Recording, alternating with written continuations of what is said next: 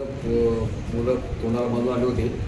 एकाचं पांढरं T shirt त्याच्यावर कार्टून होतं आणि सकाळी जे भानगड झाली होती त्या अमोलसोबत, त्याच्यामध्ये त्या बाईचा मुलगा होता त्याच्यासोबत होता. त्यांनी मारून ते पोलीस स्टेशनला गेले. तुम्हाला मारून? हो, रॉडनी मारलं. माझ्या डावा पाय पूर्ण त्यांनी फ्रॅक्चर करून टाकला आणि उजव्या पायाला सुद्धा मारलं त्यांनी मला.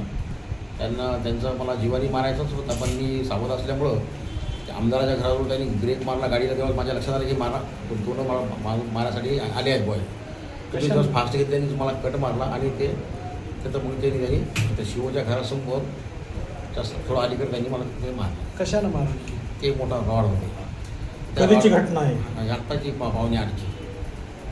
आणि त्याच्यामध्ये ते पाईप होते, पाईपामध्ये बहुतेक गुप्ती असू शकते मधामध्ये त्या पाईपात.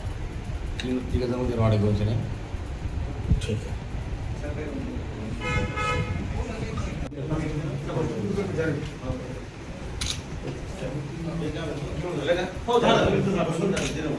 त्या घटनेचा खरं तर मी जाहीर निषेध करतोय. कारण उमरखेड सारख्या ठिकाणी जर अशा म्हणजे दिवसाढवळ्या जर एखाद्या माणसावर रॉडनी जर काही मुलं हल्ले करत असतील तर ही खूप मोठी म्हणजे विचार करण्याची बाब आहे.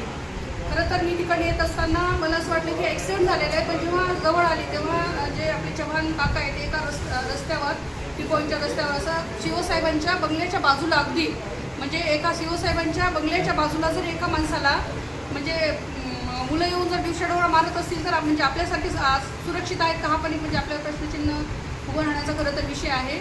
आणि असं पूर्ण रॉडनी त्यांना मारून ते पूर्ण रक्ताच्या आम्हाला आधी असं वाटलं की त्यांना ॲक्सिडेंट झाला आहे किंवा त्यांची गाडी स्लिप झाली, पण ते एवढे अस्ताव्यस्त पडलेले होते की पूर्ण त्यांना मारून त्यांचा पूर्ण अक्षरशः पाय असा हे झाला होता, पूर्ण रक्त ब्लडिंग खालून वाहत होतं. आणि ते म्हणत होते की मला कुणीतरी मारले. आणि लोकही बरेचसे होते, सगळे बघायची भूमिका घेणारे लोक होते बरेचसे, तिथं कोणी म्हणजे हात लावायलाही तयार नव्हतं. पण मला हे म्हणायचं आहे की अशा जर घटना घडत राहिल्या हे इथे आणि तर आपल्या इथे बिहार व्हायला काही वेळ लागणार नाही. ह्या घटना खरोखर रोखायच्या असतील तर पोलीस प्रशासनाने सतर्क राहणं गरजेचं आहे तुमच्या माहितीसाठी.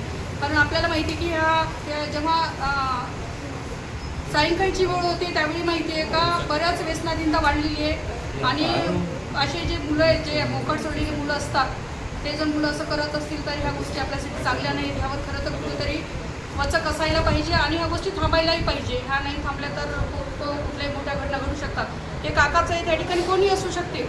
आज काका आहेत, काका एवढे वयाने मोठे असून सुद्धा जर यंग मुलं त्यांना मारत असतील तर ही अत्यंत चुकीची गोष्ट आहे. आणि ह्यावर कुठंतरी अंकुश ठेवणं गरजेचं आहे, प्रशासनाने ठेवणं गरजेचं आहे आणि इथल्या प्रतिनिधींनी पण ठेवणं गरजेचं आहे. खरं तर प्रतिनिधीचं घर बाजूला आहे, जे आपले जे प्रतिनिधी आहेत त्यांचं घर सुद्धा बाजूला आहे, त्यांनी सुद्धा या गोष्टी अंकुश ठेवणं गरजेचं आहे. कारण ही खूप मोठी विषमता निर्माण होणारी गोष्ट आहे.